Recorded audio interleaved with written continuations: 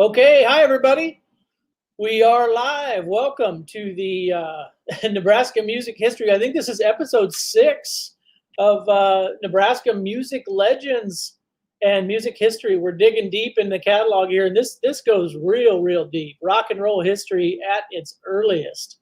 So this is the part of the Nebraska Performing Arts Hall of Fame, 501c3 nonprofit Hall of Fame, where we're inducting a bunch of incredible bands. And during the pandemic, we've been interviewing and documenting, which is really great, all this incredible content.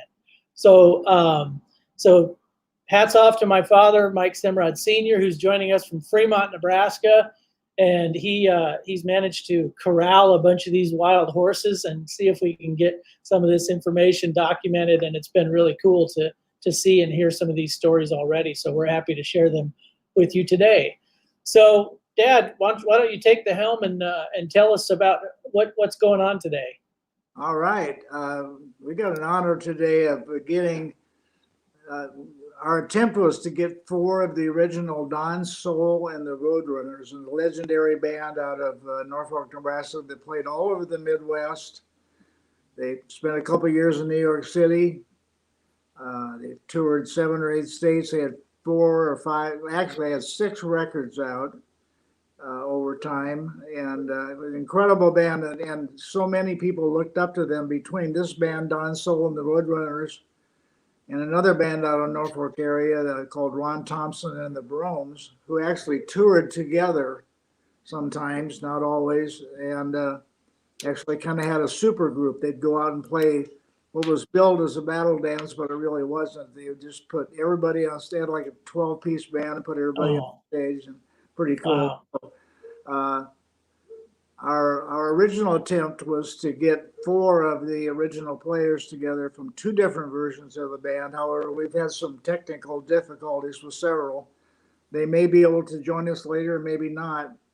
But for now, we're going to proceed and have from Texas, the original bass player with the most well-known early version of Don Sohl the Roadrunners is Butch Isom. And Butch lives right out south of Fort Worth, Texas. Been down there about 13 years. He worked for the State Game and Parks Commission for many years up here in Nebraska before retiring to Texas. Now he has he thought he was going to retire. Now he's got a major lawn care business down there. He's keeping busy. And Butch and I played in a band called the Dirtland Band in the late 70s, along with the late Glenn Stone, who was also in the Roadrunners. So I want to say hello to Glenn's wife, Sandy, who I'm pretty sure is watching right now out of close to Fort Worth. And Cindy, if you're watching out there, make sure to comment in so we know that you're here. That'd be great to hear from you. And we got Don Sohl's wife. Don passed away a few years ago, which was very unfortunate, but he was the ringleader of this wild bunch. And so we've got his wife, Cindy Sohl, in Columbus, and his youngest son, Brandon Sohl, I believe, or said they would be tuning in. So hello to both of you guys, Sandy and Cindy and Brandon, and anybody else of relation or friends of the band, which there are numerous. So the other party we have coming from Norfolk, Nebraska, is what I would call kind of the second wave of Don Sohl and the Roadrunners. When a guy named Doug Spidell, who's with us this afternoon, and Terry Witkowski graduated from Norfolk High in 1964, they originally asked the Isom Brothers, Butch and Monty, if they would go to New York with them and, quote, make it big. And Butch will tell the story, or Monty if he's on. I believe they were still students at Wayne State College up close to Norfolk, and opted not to go to continue their college education. So Don Sohl approached Doug Spidell and Terry Witkowski and my longtime spoke ring buddy, Roger Volk, who quit high school. Roger was in 9th or 11th grade. And those 3 and Don went out to New York for about a year. Roger decided he probably ought to come back and go to high school. And our another buddy who's not with us anymore, unfortunately, Sandy Stone's husband, Glenn Stone, then went out and joined the Roadrunners in New York for a year or two. Took Sandy with them and their oldest child at that time, as I recall. And so there's so many adventures. I wish we could get all. We've attempted to get Terry Witkowski in Arizona, and Butcher's brother Monty Isom in California, but we had some technical difficulties. So yeah, he might be able to join us through chat. So we'll see. We'll see what happens. But before we jump into introducing anybody, I'm going to jump in and interrupt you just for a second, Dad. I don't want to forget to thank our sponsors, KZUM, which I'm rocking the KZUM hoodie here. KZUM was so gracious enough to come on as a sponsor, and they're running radio ads for this and everything. And we're also streaming from their Facebook pages, which is great. And hats off to them for becoming a sponsor and supporting this Nebraska nonprofit that's incredibly important to concrete this information and history. Also, I run a company called Red Rebel Media, and we're doing all the streaming from the studio here, so from the headquarters, so to speak. So I do want to make sure to mention that we are a nonprofit, and without your help and donations, we couldn't do this kind of thing. These things do cost money, and during the pandemic, we can't really do live shows performance-wise or inductions face-to-face. So we are doing more digital stuff. So I'm going to put this up on the screen, and as you can see, you can make a donation to the PayPal account or via Venmo, and all that money goes into the nonprofit so we can keep doing stuff like this, which we have a goal to do, and Dad and I are very passionate about it. So we appreciate any donation that can happen today. Anyway, our mission statement of the nonprofit is not only to recognize Nebraska-based musicians and other performing artists, but once we are able to obtain funds, either through live shows or through broadcasts like this, we will be donating, as part of our mission statement, funds to youth-oriented music organizations or performing arts organizations. There's a number of them out there that can use our help and your help. So if you can give a buck or two or more, we'd sure appreciate it. It'd be really great. And we could start giving money to the kids to keep the music thing going. Well, let's get these folks on and get digging into history, shall we? Want to bring them both at the same time or one at a time? What do you think? Why don't you introduce them? You tell me. Okay, first from outside of a little bit south of Fort Worth, Texas, original bass player in the first wave of the great Don Sohl the Roadrunners, and my buddy from the Dirtland Band a few later, of which Mike Jr. Performed with when he was like 3 or 4 years old. And he's not 3 or 4 anymore, but that was my first show ever. First show, singing Elvira and a couple other songs. All the Gold in California was his other big song. Anyway, let's bring on bass player from Don Sohl the Roadrunners, Butch Isom from Texas. Here's Butch Isom. Hi, Butch. Hey, hello, everybody. It's good to be here, and I appreciate the invitation. Thank you. All right, there he is in live. Hey, thanks, Butch. Thank you. We got Brandon Sohl saying meep. Well, I know what that means. Little Joe and the Ramrod. Every band has crazy quote stuff we do. Sure. But, every time Little Joe Hupp would meet any of us, he would go meep, and then our answer was merp. Merp. So over the years, when Brandon Sohl, I have no idea how old he is, he's probably in his 30s or late 20s at least. Every time I'd see Brandon when he was a little kid, I'd go meep, and he'd go merp.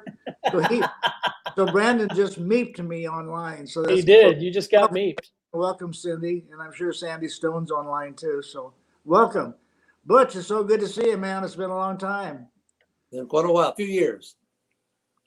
Saw Butch a little bit recently, and I again lose track of time. I believe Butch came up from Texas. We had when Don Sohl was still living, we did a benefit for him in Norfolk, Nebraska, at the Big Ramada Ballroom.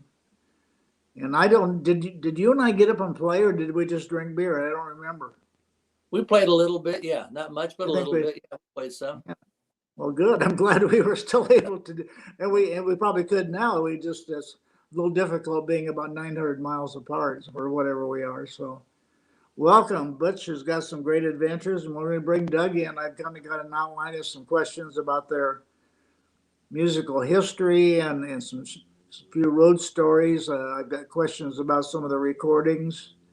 And when Doug comes on later, we'll talk to Butch about their decision not to go to New York, and Doug and Terry, and later on Glenn Stone going to New York, and then of course back here. And unfortunately, we probably can't get Terry on. But then after all of that, Glenn Stone and Terry Witkowski and Don Sohl had a great band that toured all around the country called the Don Sohl Trio. And I'm going to say maybe mid to late 70s up until 5, 6, 7 years. Great band. And they were, I mean, certainly a dance band, but it was probably about half humor, kind of like a Vegas Review, and half music. They were incredibly funny and very entertaining. So without Terry here, I can't tell you too much about them, but let's welcome Butch. Let's bring in Doug Spidell from Norfolk, Nebraska. Here's Doug Spidell, everybody. Hey, Doug. Hi, guys. There he is, live in person. The legend. The legend. There's too many legends around here. A couple hours ago, I spent a little time with one of our old bandmates, Jim Casey, and him and I were working on the chords to Switchblade. Hey, there you go. And we think we just about got it figured out. Very cool. I hope Jim's watching. We love Jim. Very cool. Yeah, he told me he was going to tune in, and we had a great talk about the timeline of the bands that came out of Norfolk. And but yeah, we were working on Switchblade, and we think we got it down.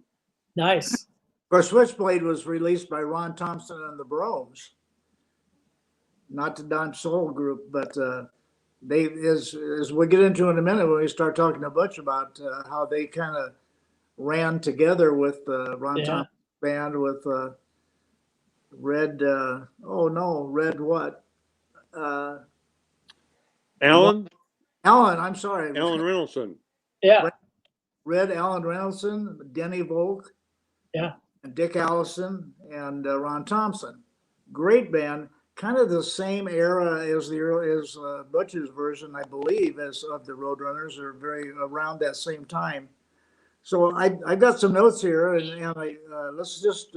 Well, I tell you what, we should say Monty Isom, Butch's brother, is here. We're gonna we can try to add him. We're just having some technical difficulty with his internet connection, but we can have him maybe on the stream. There he is. Hi Monty. But we don't have any audio with him.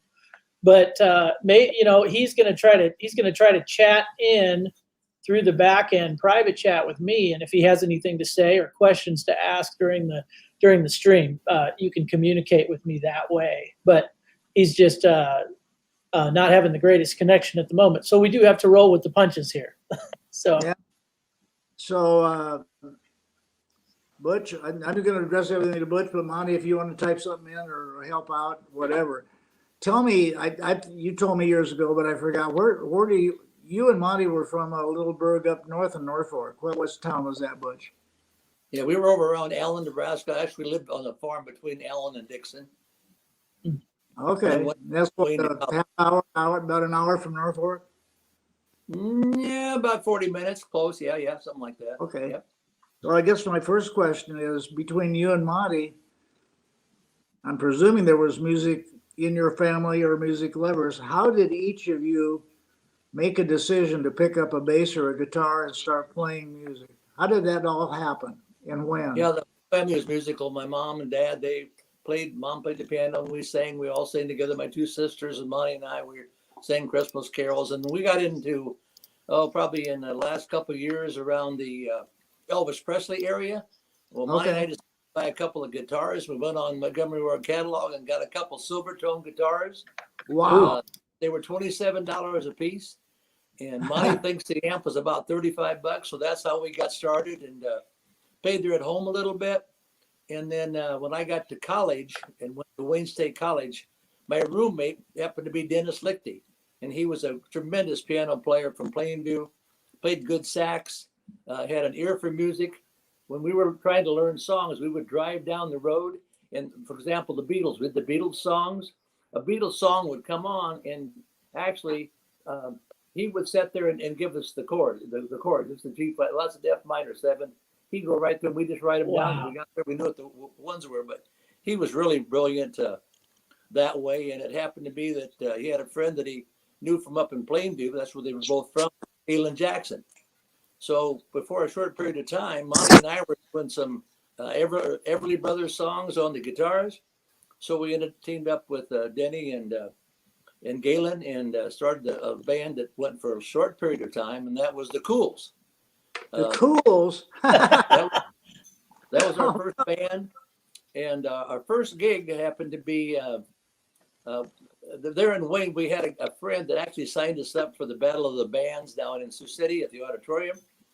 We went down there and played in that, and believe it or not, we won the Battle of the Bands. Just couldn't hardly believe it, but we won the Battle of the Bands. And the crazy part about that, not the good part, but the crazy part, we walked out the back door and we had a bunch of girls chase us and tried to rip the buttons off our coats, scared us to death.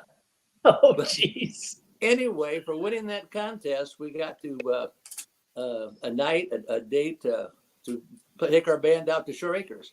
We were nowhere ready to play for a dance, and then the band, we played the same songs about 3 or 4 times a piece. But we had a good time. And then later, not long, we went and played at the roller skating rink as our first kind of a dance night there in Wayne, Nebraska, the college town. Yeah. And we got done about 10 o'clock. And the same night, Don Sohl and his band were playing in downtown Wayne at the auditorium. So we went down to watch his last set. And Don was really good. We watched him, and the members he had was Dave Eaker at that time and Bob Brecker. I don't remember the other guitar player. I can't remember who that was.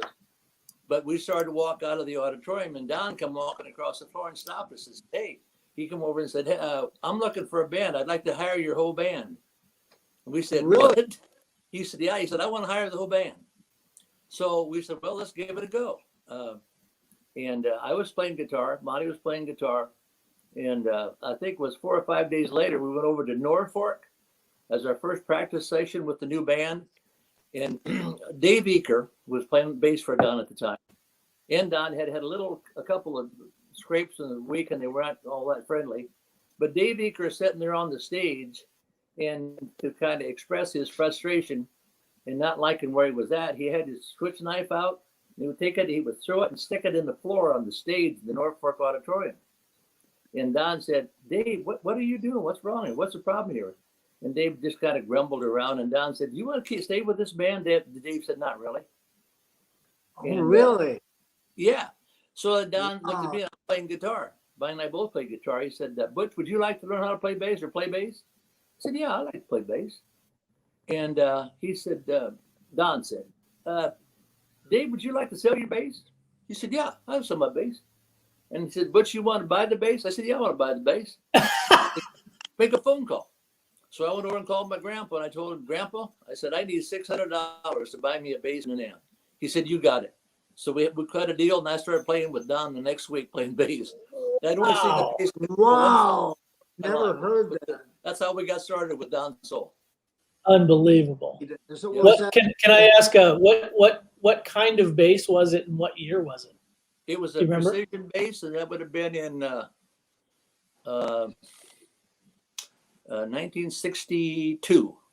Oh my, what a year. 1962. Yep. Yeah. Wow. Well And then- worth the $600 for sure. Yeah, exactly.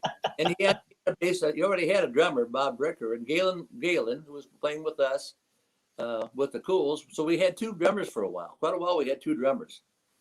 But we went and Really? practiced one. And the next Saturday night, we were up in Lake Andy, South Dakota. Our first gig with Don and Don with his new band. We played up there, I think 7 or 8 days after I laid my hands on a bass guitar. But I did some Wow. practice in between, so I know a little bit about where I was going. But So, that's how Butch, we who got are going. the two drummers? Was it Denny Lichty and No, it was Galen Montgomery oh, and okay. Bob Brecker. Bob was with Don at the time, so Bob stayed. The rest of the band Okay. members were all new. But you mentioned about the drummer. What was the guy's name you just mentioned a little bit ago that played with Don back then? Red-haired kid. Alan Red. Right. Yes. Exactly. he played with us a while too. When Bob quit, we had 2 drummers for a while, and it was him and Galen Montgomery. So he played with us for a while too. We had a lot of drummers over the years. Wow. Let me look at my notes. That's interesting. What, so you started in 62 with Don roughly. Yes. I have 4, I think 4, I didn't write them down, I should have, records that Don Sohl the Roadrunners recorded. Are you and Monty on any of those, or were those recorded before you joined the band? No, I think we were in on which ones they were. It depends on that. But we were on the Twin City Blues, Look Out Little Girl. I can't remember all of them, but Well, there was Rampage and Ticker Tape. Rampage, Ticker Tape. Exactly. And there did was, those I can't remember the other ones. There was 4 of them. We went up to K-Bank Studios in Minneapolis, Minnesota. Oh, at the Went up K-Bank? there- Yep, K-Bank Studios. And when we were playing up there or getting ready to record, the session right before us was Dave Dudley was recording 6 Days on the Road. Really? Yeah, he recorded that just before we went in there. And the reason I can remember that, I always thought the flip side of that was a better record. It was a song that Dave did was called In a Pair of Cowboy Boots. It was kind of a cool song. I liked it. I'm going to go to a rodeo in a pair of cowboy boots. Going to run from a Tony Burke in a pair of cowboy boots. Oh, give me a home where the swimming pools roam, where the money just grows on trees and the girls all want to be squeezed. That was the song. That's great. Yeah, that was a good Wow. fun day. Wow, I like that. I like that. So I think one of Monty's high school students is joining us tonight. It's all kinds of fun people joining in the chat. So don't forget to chat and let us know you're here. This is great. Yeah. So let's get Doug involved. Oh, there was Voodoo was an instrumental that Monty wrote. Yeah, Voodoo was one We of them. recorded that. Yes. So it sounds like you guys were on most of the. Alan, the Red Reynolds said he played drums on that Hey Little Girl record. Yes.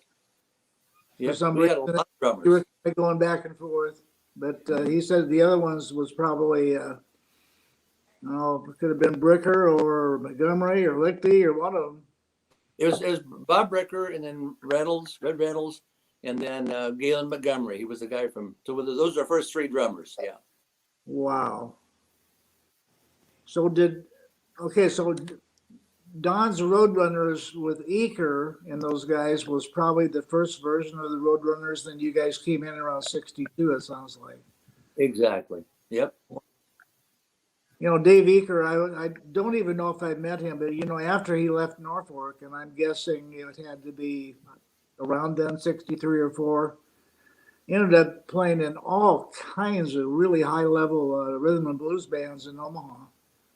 And he, I don't know if you know what ever happened to him, but he ended up playing for years, like until 1970 or so.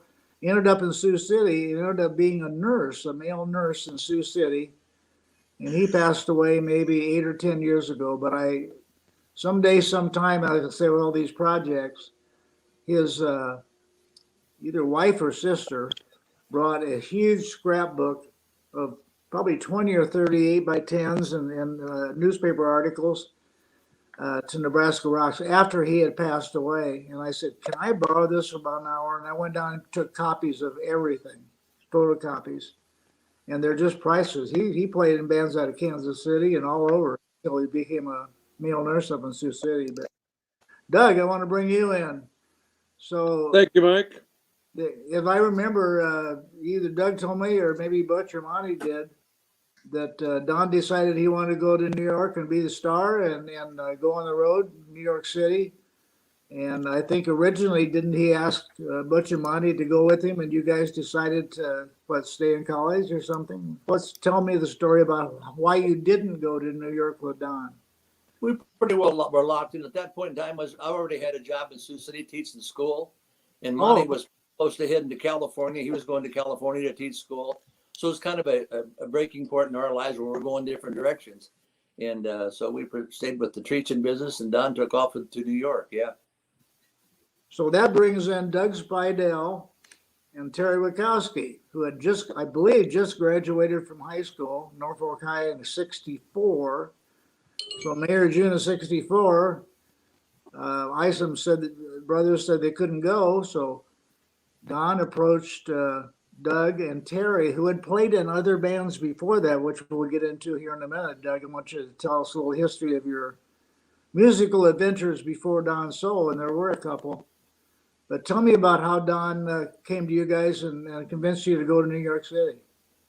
Well, Mike, at that time, Terry and I and Roger Volk and Mike's son had a band called the Red Tops. And the summer of '64, after Terry and I had just graduated, and Terry had a relationship with Don before I did. And Don and Terry, on the side, were doing a thing called the Radio Pals. What We were is doing that? a show every Saturday morning with a local radio station called WJAG here in Norfolk. And that's how Terry met Don. And so when Don decided he was going to go east and the Isom Brothers were not going to go, he recruited Terry and I out of the Red Tops. Okay. And of course, Glenn Stone was going to go. And Glenn had a new family at that time. His son Darren was just born, and his family decided not to go. So I went to our drummer, Roger Volk, who was still in high school, but he'd had a relationship with Don because his brother Dennis played with Don. And Dennis could have been the next Jerry Lee Lewis. He had the looks, he had the talent. And Roger had a relationship with Don, and Roger decided, yeah, I'll go with you guys. So he actually quit school to go with us in '64. Terry and I were 18, and Roger was 17. And Don, he would have been this coming April, 82 years old on April 7th. So he was about 7 years older than Terry and I, and 8 years older than Roger. And so I had a little scholarship to go play basketball at Northeast Junior College. And I went home and told my folks, I said, I'm thinking about going to New York City and playing rock and roll. And, they never hesitated. They supported me. And we jumped in Terry's Falcon. And if you don't know what a Ford Falcon is, it's a very small car. It was a convertible. And I don't know how we got our door shut with Terry's bass in that car. But the three of us, two 18 years old and a 17-year-old, took off for New York City. I think it took us about 3 days to get out there. And we were so young. And, you talk about dream jobs in life. And I can remember watching the Isom Brothers and Don Sohl, the King's Ballroom. And King's Ballroom was just a huge influence on all of us young musicians. And I looked up to those guys, and I go, if I could only play with those guys, it would be my dream job. And when Don Sohl asked me to play with him, I got my dream job. Wow. And we took off in the summer of '64 and went to New York City. Prior to that, after the Isom Brothers left, we rehearsed, and we still played some of Don's one-night stands, like the Music Box in Omaha and the Hardington Ballroom. We did a lot of those, and so we got our chops together, and we took off about August of 1964. But prior to taking off, we played the music, not the Music Box in Omaha. We played the Below the Hill Hotel, the Peppermint Cave in Omaha. And we followed in the Eccentrics, and part of that group was Zager and Evans, who had out the record in the year 2525. Wow. So after leaving the Peppermint Cave, we did a 2-night stint in Jensen, Nebraska, where we followed Johnny Ray Gomez, had played there for a week. Oh, wow. And after that week, we headed to New York. Hey, Dad, did you want to show some of these photos so we can kind of lock in the timeline? We'll get Butch and Monty if he can text in, and Doug and tell us. I'll know and they'll know. Yeah, put Here, some, let's take a look at these photos real quick here. these are great. Oh my gosh, I've never seen that one. That was the first time that, as the Cools, we just got started with Don, and Don, we had an opportunity ahead of time to play the Dixon County Fair. So that's in Concord, Nebraska. That's Monty and I and Galen and then Lichty on sax. That's the first time we played other than with Don, other than the night that we went out with him and met him in the auditorium in Wayne. Those suits are incredible. Love it. Bow ties. Look at the white shoes. I love it. What year was that, you think? I'm guessing that's probably was 62, maybe 61 even. Is that the bass that you bought? That's the bass I bought from Dave Eaker. Yep, that's it. Fantastic. Wow. Those Ludwig drums are just beautiful. God. Yes. All right, so I can tell you, or they can. That's Monty Isom on the left, Don Sohl, Glenn Stone, Butch Isom, and who's on sax? Don Horner's on sax out of Boston, Boston. Fitting last name, Mr. Horner. Don Horner, yeah. We were actually when our first sax man was, of course, Denny Lichty, and then we also had Gary King. And Gary King quit at one point in time, and we were playing at the Turn-In in Sioux City. If I remember right, Doug, when I was in college, I used to go down and play there at night at the Turn-In, and I would sit there and do my calculus and trigonometry lessons by the light of the jukebox. Some nights I couldn't go down there; I had too much on.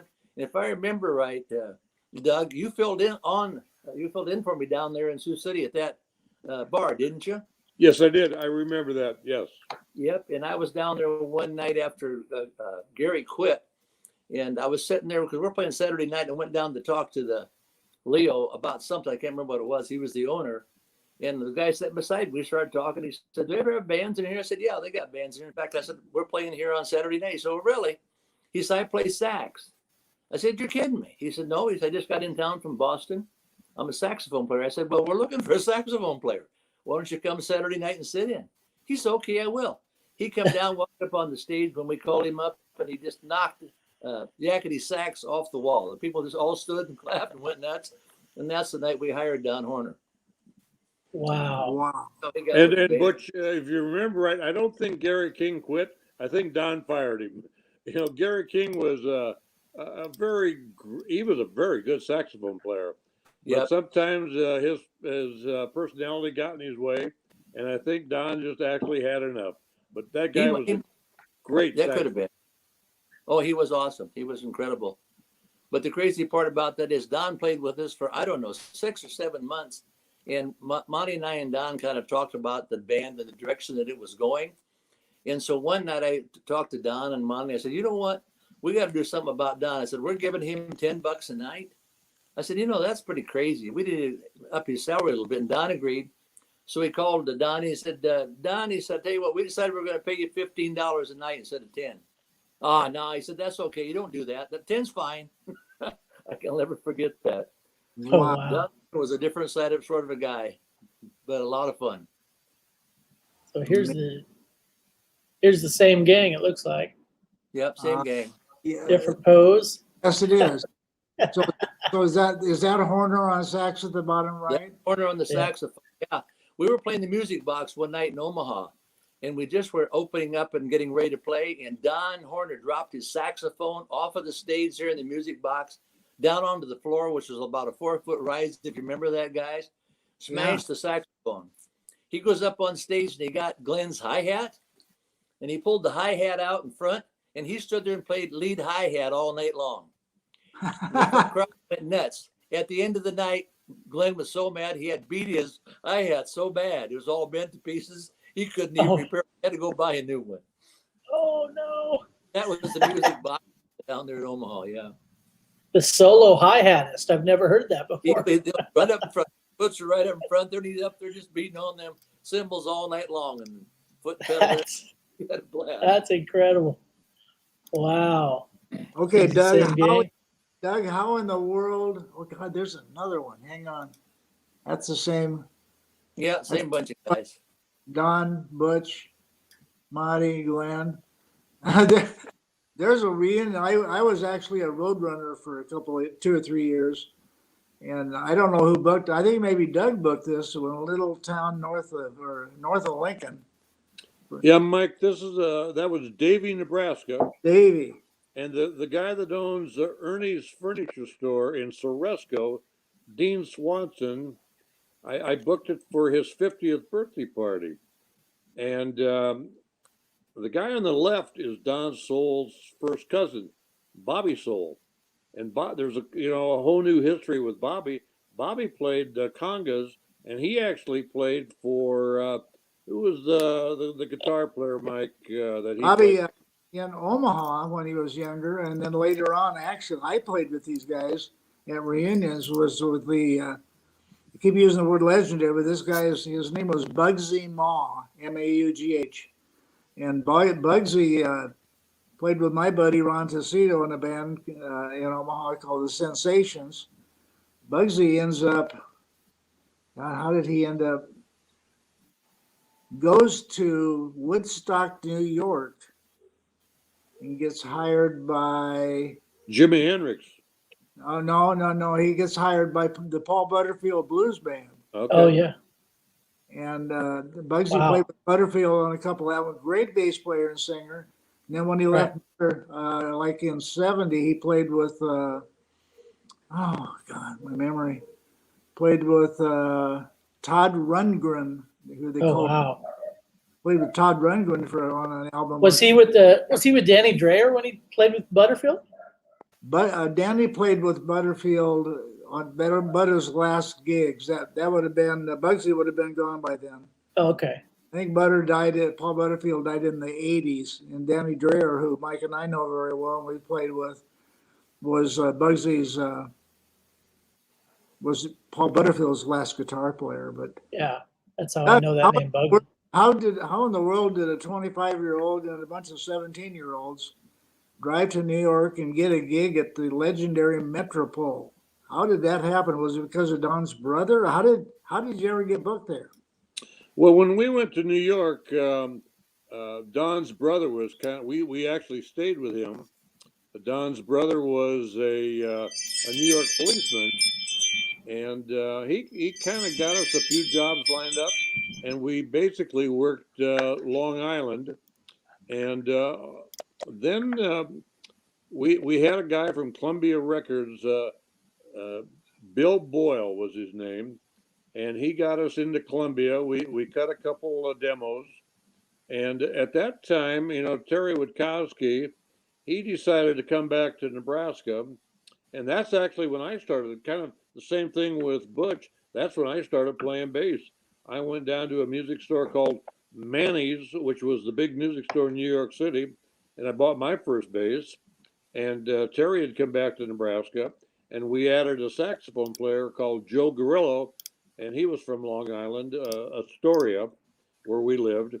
And we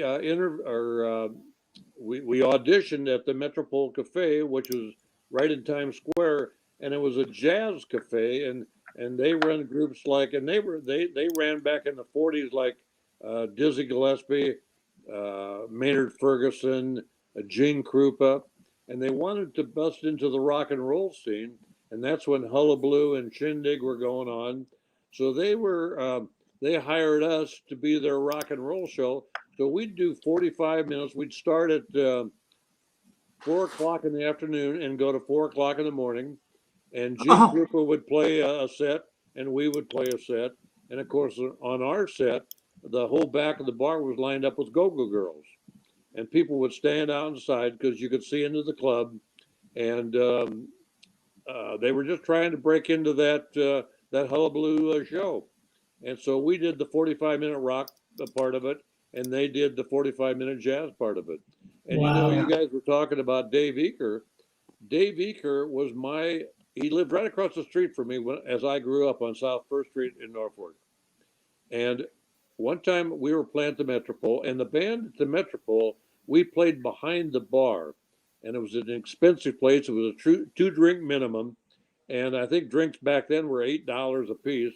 So you only had 2 drinks and you left and we did another set. But I looked at the end of the bar and there was Dave Eaker standing there. What? My old neighbor from Norfolk, Nebraska. And Dave was a great musician. And I walked after our set. I go, Dave, what are you doing in New York City? He goes, I'm playing at the Wagon Wheel. And the Wagon Wheel was right next door to the Peppermint Lounge. And so on my next break, or the next day, I went down to see Dave, and I don't remember the name of the band, Mike, but the band was a killer, Mike. And anybody that played at the Wagon Wheel had a great band. And that's where the Young Rascals always played at the Wagon Wheel. Yeah. The Knickerbockers played there. But anyway, we got into the Metropole. And so anybody in New York that was anybody came to the Metropole. And so that's how but we stayed there. You know, after we did the Peppermint Cave in Omaha for a week, we did Jensen Steakhouse for 2 weeks. All of a sudden we became a club band rather than the one night stands that Don and all of us were used to. We didn't do one night stands anymore. We did 6 nights a week. Wow. And Don and I played that Metropole for over a year, 6 nights a week. Wow. That's a lot of shows. Wow. So Doug, you guys were out there a total of around 2 years, and then and we'll get Butch back in because he and I have some ties a little bit later with another band. But you guys come back to Nebraska, and Roger goes out and plays with a gangster named Mickey C. and the Entertainers, Untouchables or somebody. Yeah, I don't remember what the name of that band was, but what happened, Don, we were all kind of getting homesick. And so Don booked a tour back here in Norfolk. And I've still got that poster, and I think you've seen a copy of it. And it was Don Sohl and the Metropole Review. And we came back and did probably a month's worth of one-nighters. It felt good to do the one-nighters again. You know, we did the Hardington Ballroom, the Skylon Ballroom. And but Roger decided I better go back and get my high school diploma. And we talked to Glenn again, and then Glenn was ready to take his family, Sandy and his son Darren, back to New York with us. Yeah. So we all went back to New York after that tour with Glenn Stone. And then, maybe a couple months after that, with the Vietnam War heating up, I got my draft notice. I took my physical down on Whitehall Street. And if you listen to that song by Arlo Guthrie, he'll talk about Whitehall Street because that's where all the demonstrations were at. I was the only white guy there that took my physical that day. And I walked up to that big black sergeant and I go, Sarge, where's Vietnam? What they fighting about? He goes, Whitey, you're about to find out. That's when I left Don Sohl and I came back. But back here in Nebraska, I couldn't pass the physical. So when I went back to New York, I knew Don had replaced me, but that's when Roger decided to cut. He stayed after we did that tour, and he went back to high school. Yeah. Wow. Jim Casey says, great show. First time I saw Don on the Roadrunners, Don and the Roadrunners with the Isom Brothers was at King's. Yeah. I'm assuming that's King's Ballroom. Yes, they were great. He says they climbed on each other's backs and rocked the house. Music box too. Wow. That's pretty cool. And you're right. Casey and Bob Up and I, we'd all go stand out there at King's Ballroom. We were only like 13 or 14 years old. And Don Sohl and the Isoms, they were all about 5 or 6 years older than us. And we looked up to those guys. And if we could have played with them, that would have been our dream job. Those guys were the coolest things they were such an influence in our lives as far as our musical career.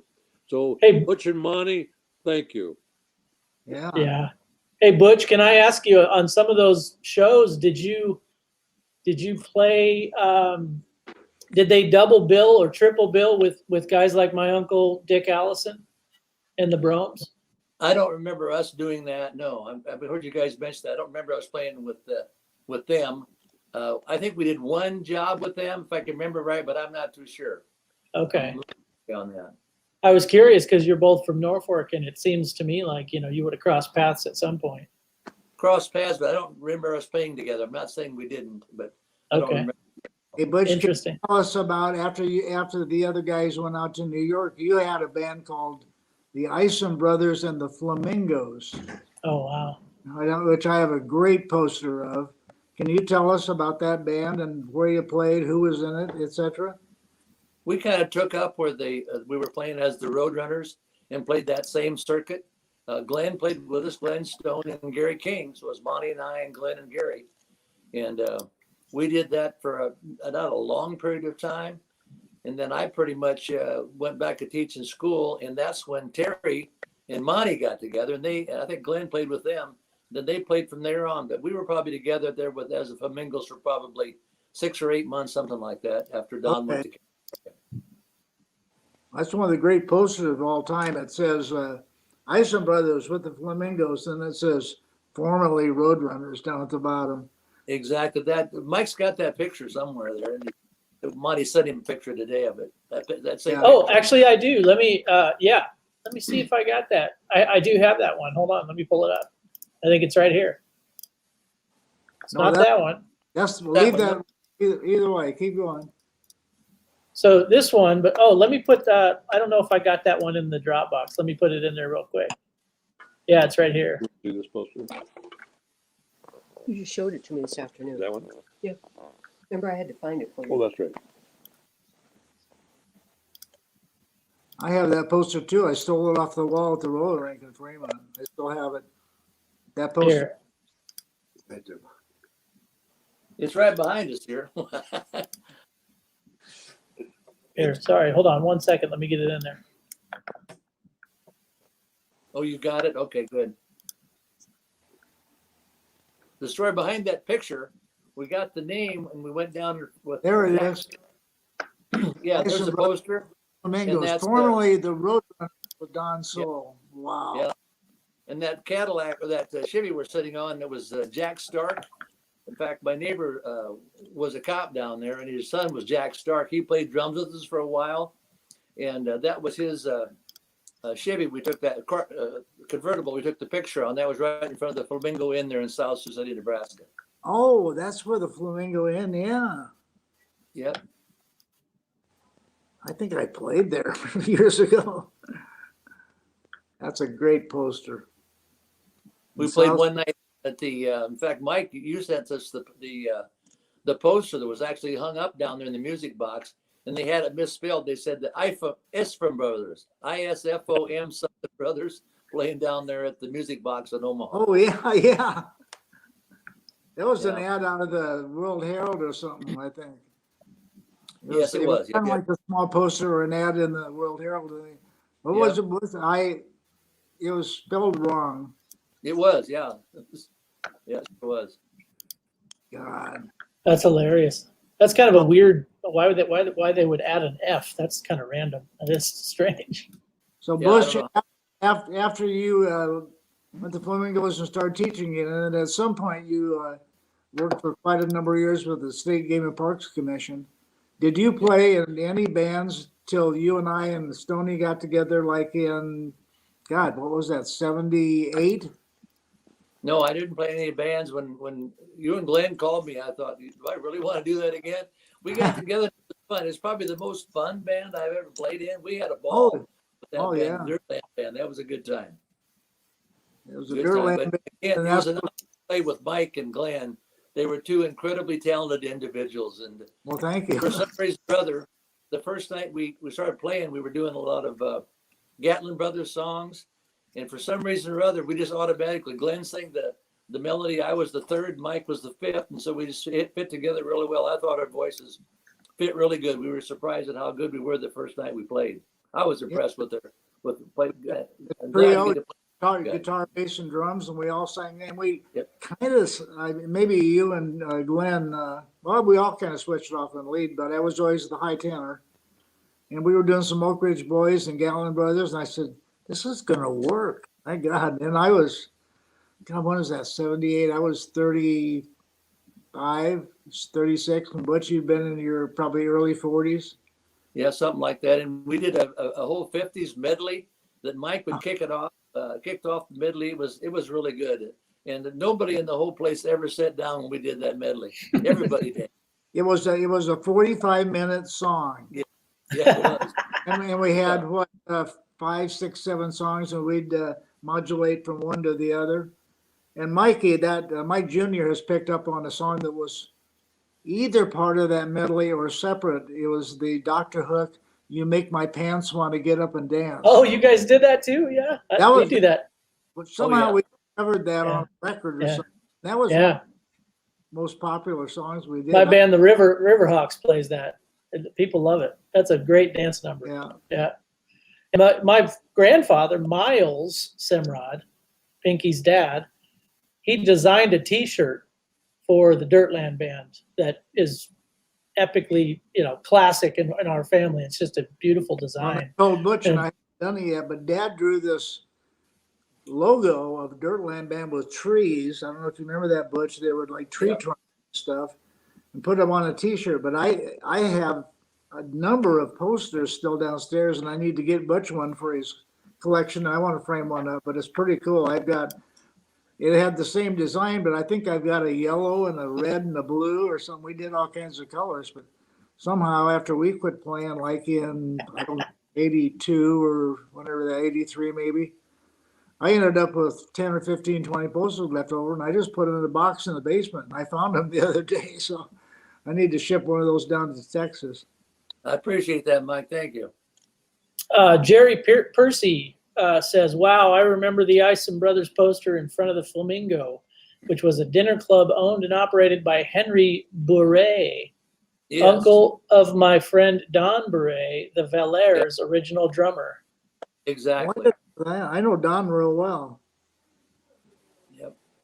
And then Jim Casey's poking fun at, I assume, Doug. He says, ew, wine.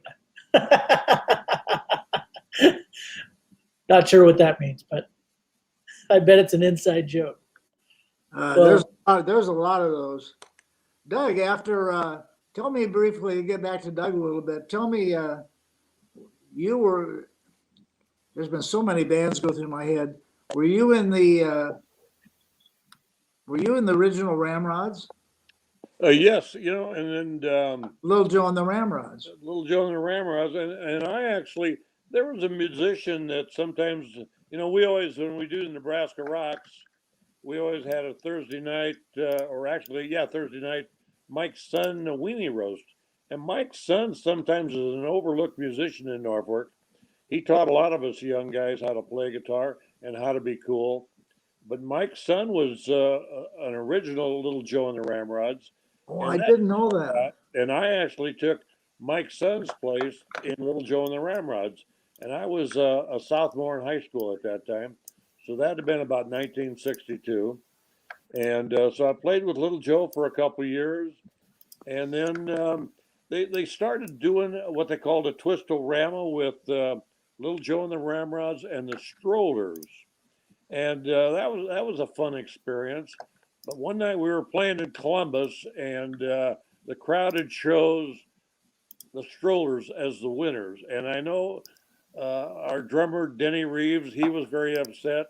And it was one of those band nights that we had a disagreement, and I just decided this band's not for me. But I'd went over to the Presbyterian Church where a group called Mike's son, Terry Witkowski, and Roger Volk were practicing. And they invited me over to listen to them. And they were doing stuff like Mickey's Monkey and Mint Julep and Night Train. And I go, God, that's the kind of band I want to play with. So I had to go back and tell Little Joe that I was leaving. And that's when I started with the Red Tops. And that was really a good band. And of course, the Red Tops led me right into Don Sohl and the Roadrunners. But after I got back from New York, I put a band called Doug Spidell and the Entertainers, and we played for a while. And then I met Greg Goodman, and Greg had a band called the New Breed Blues Band, and boy, that was right up my alley. And so we played for a while, and one of the guys in our band was Max Gronenthal, who was on keyboards, and Max was Wow. a pretty good singer. And the New Breed Blues Band became a very good band. And I think we'd won the Battle of the Bands over in Sioux City over there at the auditorium. And they wanted to go back on the road. And I go, guys, I just got off the road. I've got a 1-year-old son. And I said, I can't go back.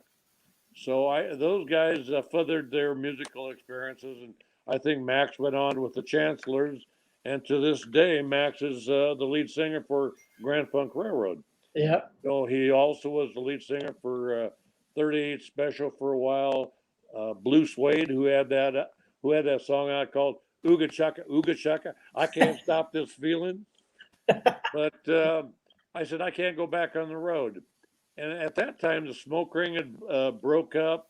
And so Bob Hupp and I and Denny Reeves started the band, the Casinos. We were a 3-piece band. We would play for wedding dances and for whatever occasion. But we kind of knocked ourselves off of the Don Sohl Trio.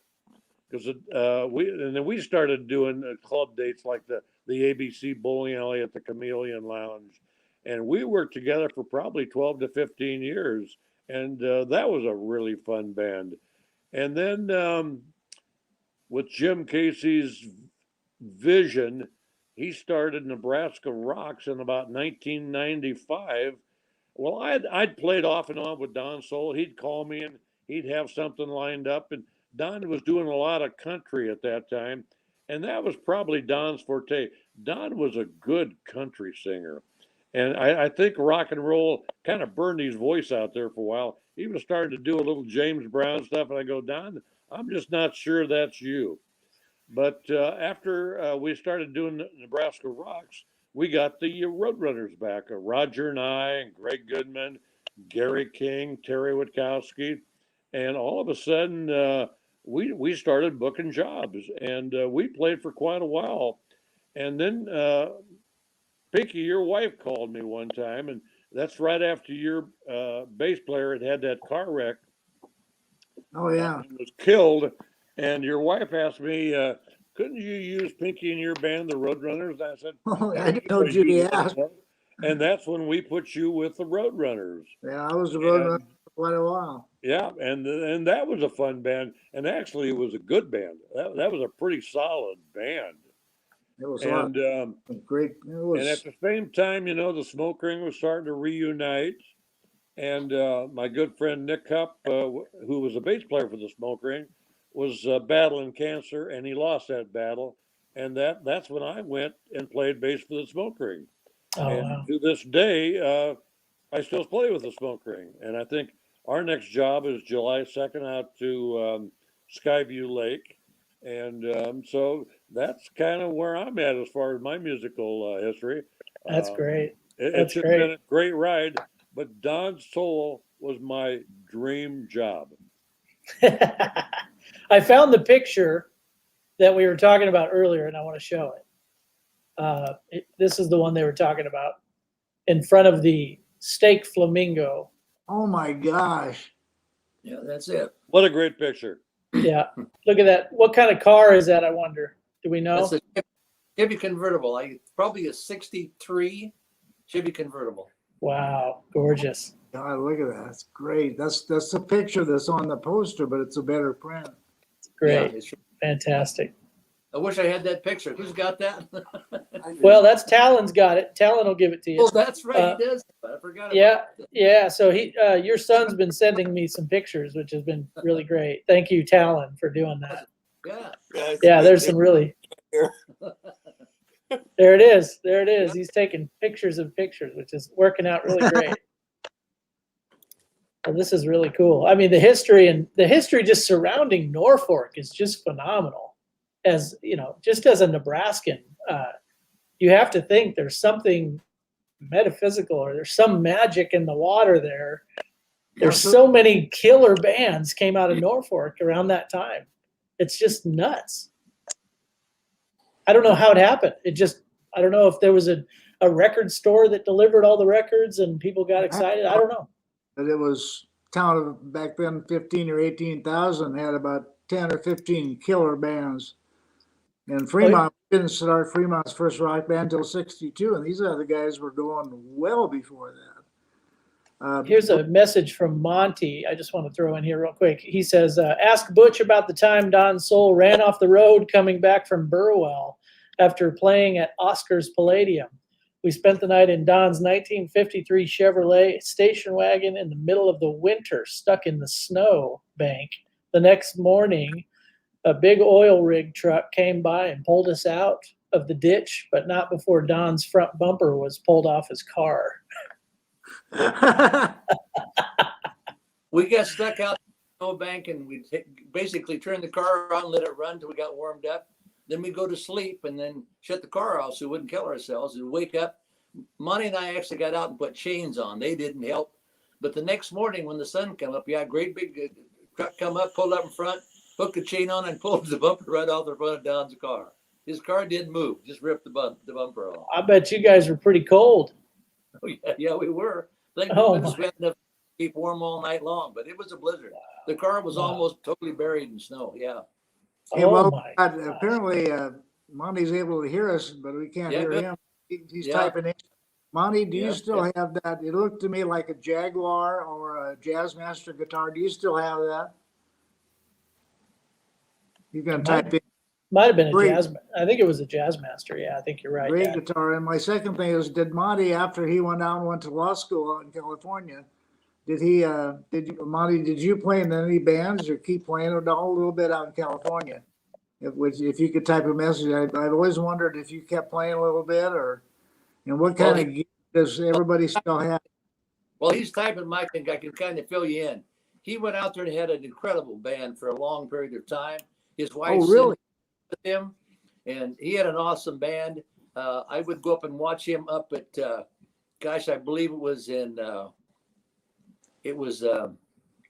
Pacino, Al Pacino's dad. It was in his club, and him and Cindy were really good friends of Al Pacino and his wife. Wow. And, yeah, up there, and they played. Had an awesome band, and even Jack Stark that played with us for some time back here. Him and Jack got together out there, and Jack Stark played with him up at up in Azusa at the Canyon Inn. But he played there for a long time. But did a lot of playing out in California for sure, for years. Yeah, he played out there a lot. Oh, I Very didn't. cool. Max Carl was also in the Fabulous Flippers for a while, wasn't he? Yes, he was. Briefly Okay. left. We had a question. Yeah, he roughly Mid-Continent Entertainment down in Florence. John Brown was smart enough as a college kid to, when he would start booking all these bands, he somehow managed to secure the name of the bands. Really smart deal. So when the original Flippers broke up, went to other groups, John Brown would just hire another great 7-piece band. Maybe they were some other band, maybe they put them together.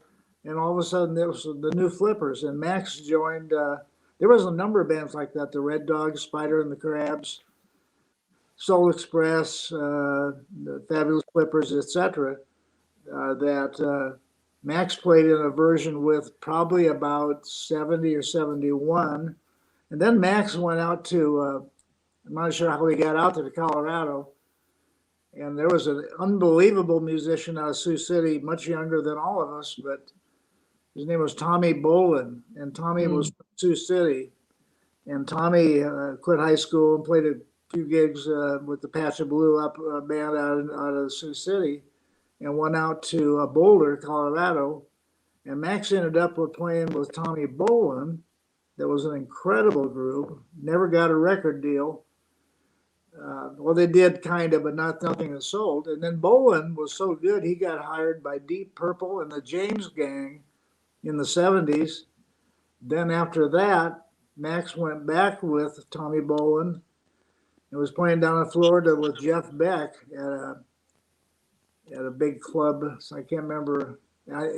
There's a sport down in Florida you guys might know about. I kind of do called the High Life Frontons down in Florida. It's kind of a racquetball type of thing. And they have gambling and drinking. And Max and with Tommy Bolin and the other guy I just mentioned. Anyway, they were playing down there, and Tommy Bolin had been off the drugs for like 6 months, totally clean. And his the story goes, his girlfriend decided to talk him into doing a little intravenous drugs, which was horrible. Oh, you're talking about Jeff Beck too. Yeah, Jeff Beck. And Bolin thought he could handle the high dosage like he was 6 months before, and he couldn't, and it killed him. And Bolin was 27, and Max was in Bolin's band that night. And, Wow. You know, you wake up in the morning saying, well, gig's over. Tommy OD'd last night. There were so many people that died at 27. It's just Hendrix and Janis Joplin, all these people were that same age. It's just scary. Wacky. Yeah, Max has had quite a career. Yeah, he lives in Oklahoma now. Max lives in Monty says, no, I don't have that Jazzmaster anymore. It was stolen from a club the only night I ever left my guitar at a club. Wow. Oof. Wow. Such is that. One of the Crazy. greatest things about playing in the band was 1,000 stories. I talked about Don Horner. I need He was your, the craziest guy in the world. One night, we had a big blizzard in Sioux City. And at that time, I was teaching school and playing the band on weekends. And about 4 or 5 in the morning, I got a call from Don Horner. And he said, and he's freezing. He's shivering. He said, Butch, come over and get me. Can you come over to the house? Come over to the house and get us out. I said, what's wrong, Don? And maybe He said, Jane and I went out last night and had a few too many and got home.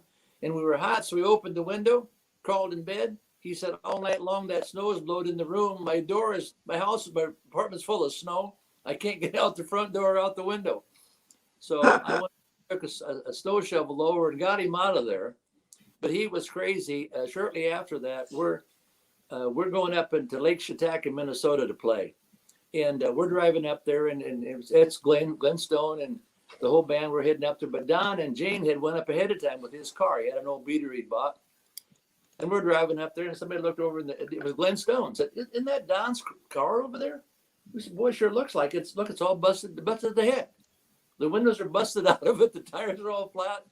So we just drive on up, and sure enough, Don was there with Jane. They got a ride, hitched a ride, and the car quit. So he just took and ripped the VIN number off of it, took a jackhammer, and started beating on the car. And people stop, and they said, help it, get your hammer out. So he just beat that car to a pulp and just left it set. That was Don. My. He did. He's a funny guy. That's wild. Yeah. That Those days we were really busy. The busiest I remember us being, we had 13 gigs in 10 days. We started in Emerson, Nebraska at the Watermelon Festival and played there in the afternoon from 2 to about 5. Went down to Sioux City for the Shriners Convention and played there from 7 until about 8 or 9 o'clock. Then went out and played the Turn In out there until like 2 in the morning. It was a key club, so it was open late. And then we headed out there, and the next night we're out in western Nebraska playing at Oscar's Palladium. And then we got those 13 gigs. We ended up in Chamberlain, South Dakota, and we hadn't been home, so we had all the money from all those gigs that we were carrying around, a lot of us in $1 bills. And so we played the night in Chamberlain. Monty and Don went out for breakfast. They gave me the big trench coat with all the money in it. So I walked back to the hotel and protected the money in our hotel room that night. That was in Chamberlain. Oh South my Dakota. gosh. That's 13, a lot of cash. 13, yeah, it was 13 jobs in 10 days. Wow. We're not Yeah, going to break, but I do want to remind everybody, if you look at the bottom of your screen, we are streaming the sponsors of KZM Radio and Red Rebel Media. And again, not only do these shows take a few bucks to produce, but mostly our mission statement in the nonprofit is to not only recognize bands like Don Sohl and the Roadrunners that were one of the first bands ever inducted to the Nebraska Rock and Roll Hall of Fame, was called then, but we want to keep the music alive. So part of our mission statement, when we get doing live shows, we'll be donating funds to the kids, to the youth-oriented organizations, whether it be a club or a music school or a school, private lessons, instruments, whatever. So we want to do our part in keeping the music alive, and that's the second part of our mission statement is not only to honor the musicians, but to raise money for the kids. So if everybody that tunes in tonight would give $1 or $2, we'd have a lot of money. So we'll probably have several thousand people watching this feed tonight across the world, actually. And we'd appreciate a donation. So that's enough sales pitch, but I wanted to bring that up again. It all goes to good causes, bringing better content to you folks. So we're going to do more stuff like this if we have the money and funds and means to do so. So yeah, donations are always welcome. Thank you so much. So We'll see, Monty's able to text in, and Butch and Doug, do you have anything else to add as far as any stories or recording stories or records or anything else before we sign off? Anything else to tell us? I've got one. One of the more memorable things that we did, was we hadn't been playing with Don very long, and that's when rock and roll was kind of new. So the Grand Ole Opry was down in Omaha at the auditorium, and they contacted Don and wanted us to come down and open the show with some rock and roll entertainment to begin the evening. And we went down and we pulled up out in back of the auditorium with our trailer, and all of a sudden a car come up. It was a little red and white Corvette pulled up, and George Hamilton IV, we didn't know who it was, got out, and this guy started helping us carry guitars and stuff in. It was George Hamilton IV, the guy that had the Rose and the Baby Ruth. And that was with Minnie Pearl, Leroy Van Dyke, and Fabian were on the show. That was a fun night. what year was that, Butch? Do you know? Do you remember? I'm guessing it was probably 62 or 63. 62, I'm thinking. Yeah, because Dad, how does that line up with the Grand Ole Opry coming through Omaha with Dick and George Jones and Johnny Cash and all those guys? And it's probably a different tour with that Hap Peebles out of Kansas put all those. Wasn't that in '58? Wasn't that earlier? Oh, yeah, you're right. Yeah, Butch's story would be 3-4 years later. I thought so. Yeah, we got a message here. Yeah, go ahead. We hadn't played very long when we did that job down there. In fact, I think if I remember right, Dennis Lichty was still with us playing the sax. So we hadn't played long with Don. It might have been earlier than them. So did you guys open the show? Yeah. You did? Oh my God. Wow, that's a great bill. That's really cool. Yeah. Wow. Yeah, Minnie Pearl, I think, was on all those. I think she traveled with the Opry quite a bit. I think that was her kind of main bag. Because she was on with Dick and George Jones and Johnny Cash and little Jimmy Dickens and Grandpa Jones. Yeah. That was Minnie Pearl's on that performance as well. Well, I've never heard. That's a great story. That'd be fun. How did the crowd react to rock and roll versus country? They enjoyed it a lot. The only part of the show that people didn't really like was Fabian. He wasn't a very big hit, but everybody else was a good hit. Of course, Leroy Van Dyke was fun. And George Hamilton IV was just a neat guy. I really enjoyed him. Minnie Pearl's husband he's a big guy. He was like 6'8", probably weighed 280. He's a big guy, but a lot of fun. Had a good time. Backstage was just a ball. Interesting, not to put him down, but Fabian was a damn good looking guy and was in some movies, but he wasn't much of a singer. No, he had a couple of maybe top 20 hits and was being touted by his agency and needed being the next big thing as opposed to Frankie Avalon and Bobby Darin. Those guys were for real. They wrote songs. They were really good. Yeah. And Fabian Forte was his last name. And kind of a splash. It was kind of, not too, that's the way it is, music business, but he had a hit called Tiger. It wasn't very good, but, because he was good looking, he was on a major label. Yeah. So I'm sure he went on these road tours. Yes. But he wouldn't. I understand why he wouldn't go over. He probably wasn't that good. I mean, not to be mean, but he's probably still around. Hope he's not listening, Fabian. If you're listening, sorry, Mr. Forte. Guys, there was another side to Don Sohl. Don Sohl was a great human being. Him and I became very good friends. He's the godfather of my son Jason, who will turn 50 here next week. But Don was a great person and a great friend. He's the guy that he'd do anything for you. And he lived in Columbus, and hopefully his wife Cindy is on this call. But Don Sohl was a great person, and besides the musical influence he had on so many of us, that guy was a great person.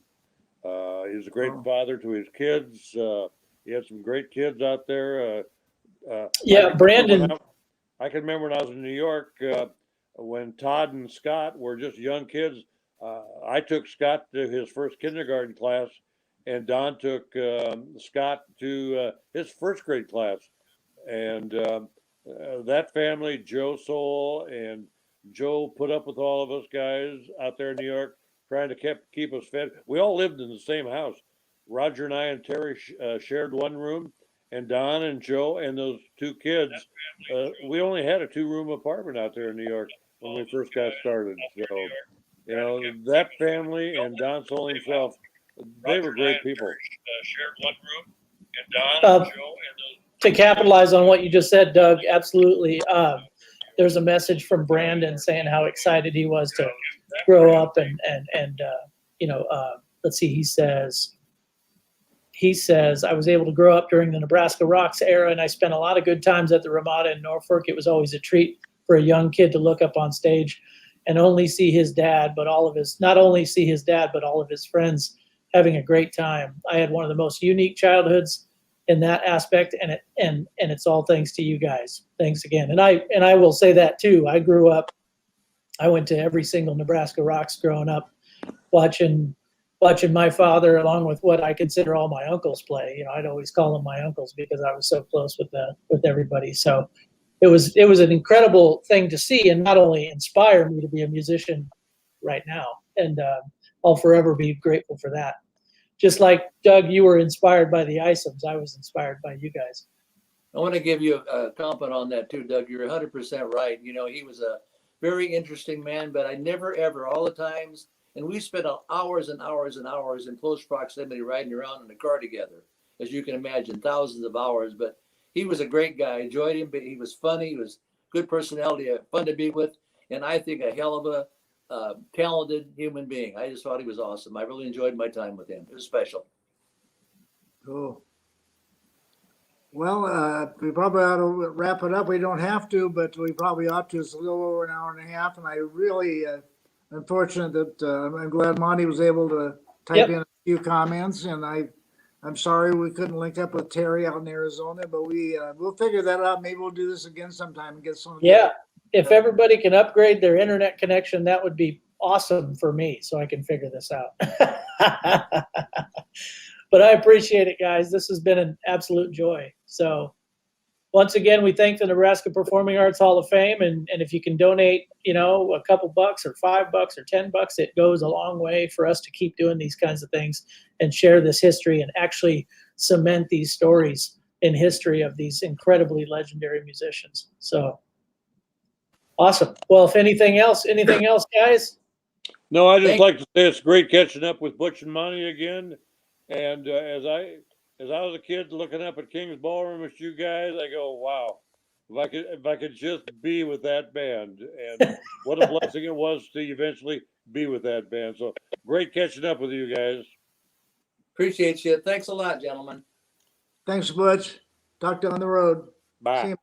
All right, guys. Much love. Have a good night, everybody. We'll see you next time. Tune into the Nebraska Performing Arts Hall of Fame website, nebraskaperformingarts.com, and we'll see you next time when we bring you more Nebraska history. Have a good night, everybody. See you later.